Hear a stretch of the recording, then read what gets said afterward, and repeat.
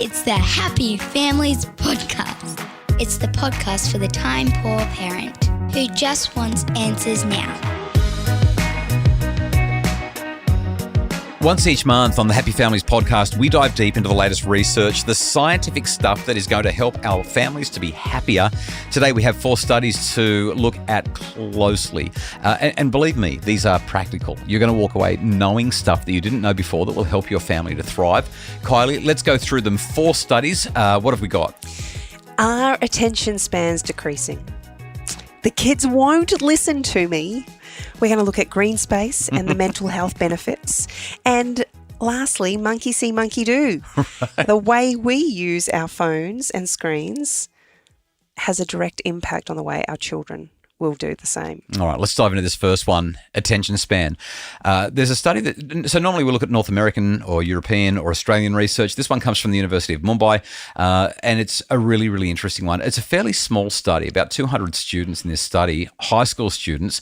The researchers have basically given them a questionnaire and said, how much are you spending time on short videos? So the short video platforms, well, you're talking about TikTok and Reels. Yeah, and YouTube Shorts as well. They're the 3 main areas. The researchers were looking to correlate the extent to which people are spending time on short video watching and their exam scores in high school. 200 students, like I said. Can I ask you to guess what you think the outcome would be? Well, I'm assuming that attention spans decrease. I know when I am scrolling, my attention span with all of those videos doesn't last very long either. Yeah, that's right. Like 3 seconds, 2 seconds. I'm done. It's curious you say that. When I started to do some TikTok stuff for the team, they said I absolutely had to be on TikTok and I had to do this stuff. They pretty much said, if you don't say something that's capturing somebody within 3 seconds, they're gone. They're on to the next video. We don't have great ways of measuring attention span. What we do know, though, there's a researcher called Gloria Mark. Gloria Mark is an organizational psychologist. She used to go into businesses and sit behind people while they were working on their computer and just use a stopwatch and basically time how long people would spend on a task before they switched to another task. And they used that as their measurement of to what extent is this person able to sustain their attention? How long can they stay focused on one task before they move to the next one? That's a bit of an unfair study to do. You're at work. Right. Well, but they're looking. If she sat behind me while I was in my art studio, she would get a totally different outcome I'm sitting at my desk at work. I love how you've said the art studio, your art studio. You mean the dining table? Yeah, that's right. Well, anyway, here's what she found. In 2004, the amount of time that people would stay on task, let's say they're working on a Word doc and then they could click away to email, average amount of time in 2004, 2.5 minutes. 2012, it had dropped to 75 seconds. A couple of years ago, 47 seconds. 47 seconds. So people like Gloria Marks would argue that attention spans are shrinking. Here's what Maud Azif and Sania Kazi found at Mumbai University. Has it really got more to do with TikTok Reels or the fact that we're living a less fulfilling life than we've ever lived in the history of the world? Let me tell you the results and then I'll tell you what I reckon's going on here. They found that there was a negative correlation between hours spent on short videos and exam scores. That is, as one goes up, the other one goes down. The longer you spend on Reels and Shorts and TikTok, the worse you do at school. Well, is that because you're watching that or you're not doing your homework? Yeah, it's kind of like the University of Durr in some ways, like duh. Nevertheless, it's nice to have the data. The data matters. I don't know if it helps when you're talking to a teenager. Say, well, let me point to this research study. I don't know if they'd listen to you. Well, I'm thinking back to my school days. Right. When that was a long time ago. The cool thing was to take your ciggy down to the dunny and have a drag. I can't believe that just sounds so, it sounds both so bogan and so old. Down to the dunny. The research was really clear back then, like cigarettes kill you. Have a suck on a durry, back on the dunny. Can't believe you said that. Yeah, and teenagers weren't exactly saying, well, let me soak up this research and make safer, healthy decisions around tobacco use, were they? That's exactly right. So regardless of what we are now learning, I don't really see how this is going to benefit the kids in the short term. Well, when we get to our 4th study in this doctor's desk, I think that you'll see a little bit there. But fundamentally, this helps us to recognise the value of it and talk to the kids about it the best that we can. And that latest study, we'll get into that then. I found this quote from Herbert Simon, 1977. He was a Nobel laureate back in the 70s. He said, "A wealth of information creates a poverty of attention. A wealth of information creates a poverty of attention." I think what's really going on is that there is so much information available to us, and we try to have it all. And in trying to have it all, we end up minimizing our capacity to hold on to any of it. Fast-paced lives, maybe not as much purpose, especially for our kids, so much distraction and entertainment, and a real belief that we can get through it all, increasing inattention, decreased attention spans, and worse life outcomes. I mean, if the kids don't do as well at school, they're going to struggle with a range of other things as well. Potentially, we really want them to do well academically.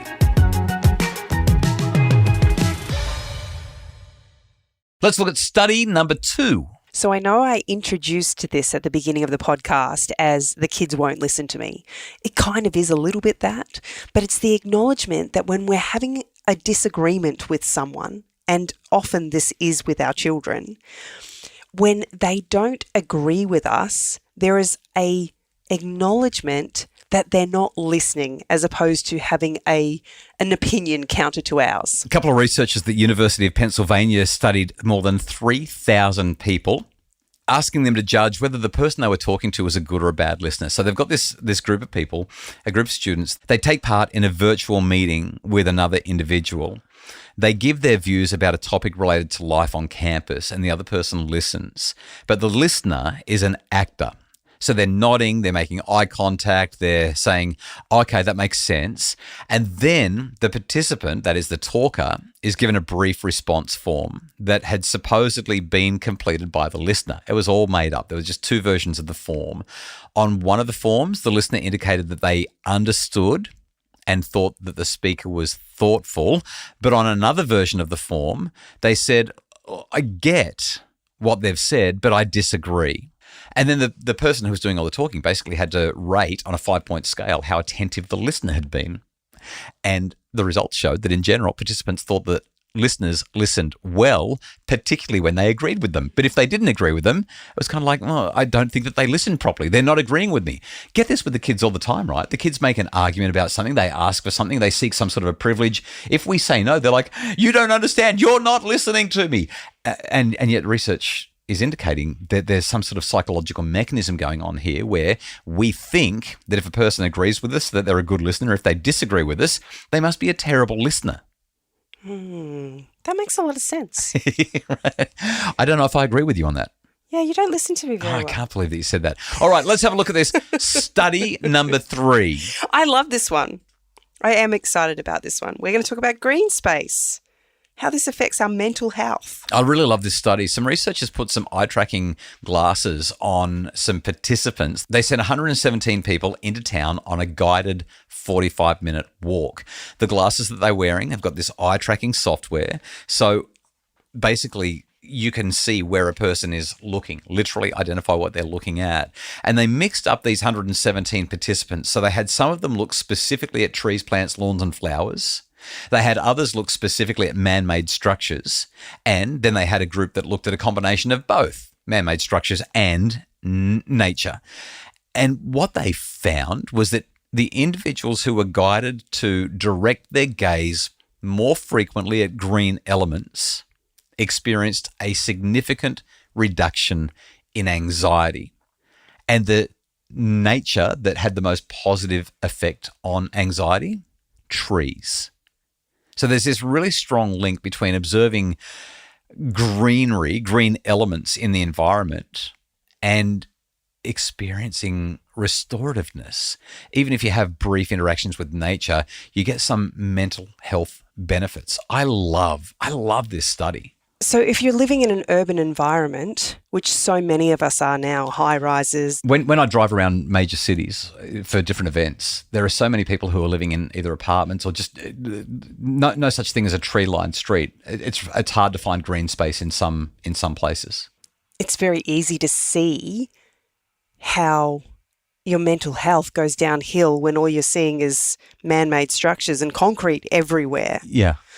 So does it benefit you to just have green plants in your house? I have got to do a quick Google here and see what I can find. International Journal of Environmental Research and Public Health, a study by Joe Song and Miyazaki says that there are physiological benefits of viewing nature. This is a systematic review of indoor experiments. What they've found, 37 articles, I'm just reading this here, presenting evidence of the physiological effects of viewing nature. The majority of the studies that use display stimuli such as photos, 3D images, virtual reality, and videos of natural landscapes confirmed that viewing natural scenery led to more relaxed body responses than viewing the control. Studies that used real nature stimuli reported that visual contact with flowers, green plants, and wooden materials had positive effects on cerebral and autonomic nervous activities compared with the control. Accumulation of scientific evidence of the physiological relaxation associated with viewing elements of nature would be useful for preventative medicine, specifically nature therapy. So well done. I feel like I should call you Dr. Coulson. It seems like if you spend time either in nature or just looking at it, even if it's not the real thing, it can be restorative and reduce mental illness, or at least increase mental health benefits. So that's study number 3. Let's do the last one. Study number 4.